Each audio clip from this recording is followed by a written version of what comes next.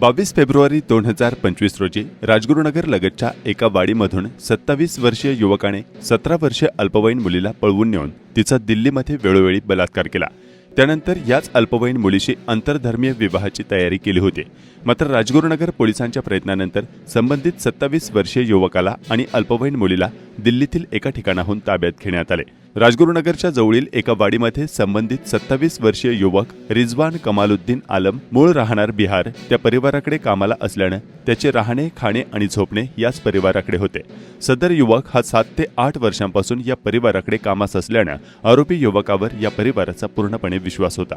मात्र परिवारातील अल्पवयीन मुलीशी त्याने वेळोवेळी गोड बोलून तिच्याशी लगट करून आपलेसे केले।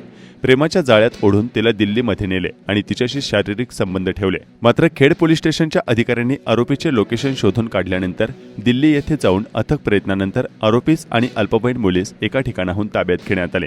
आरोपी रिजवान कमालुद्दीन आलम यास राजगुरुनगर सत्र न्यायालयात हजर केल्यानंतर त्यास पॉस्को आणि विविध कलमांन्वये 2 दिवसांची पोलीस कोठडी देण्यात आली आहे।